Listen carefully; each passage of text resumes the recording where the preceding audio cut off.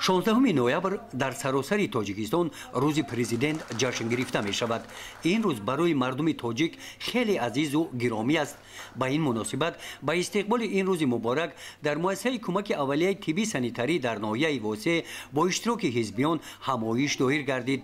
дар оғоз роҳбарияти кумитаи иҷроияи ҳизби халқии демократии тоҷикистон дар ноҳияи восеъ иштирокчиёни чорабиниро ба ин муносибат табрик намуда қайд намуданд ки дар ибтидои солҳои 90-уми асри 20 тоҷикистон ба даргириҳои шадид кашида шуд.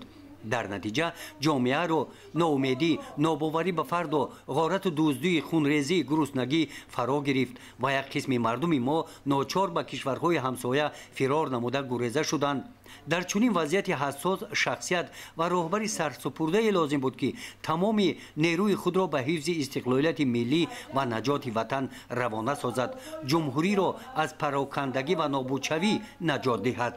аз ин ҷост ки мардуми шарифи тоҷикистон сарвари худро аз ҷон бештар дӯст дошт, ба ӯ бовар намуд ва ояндаи кишварро ба Эмомалӣ Раҳмон супурд ва дар ин кор хато накард. қайд гардид ки имрӯз кишвари мо дар арсаи ҷаҳонӣ соҳиби обрӯи бесобиқа гашта таҷрибаи сулҳи тоҷикон сарлавҳаи дастуру китобҳои сиёсатшиносӣ гаштааст.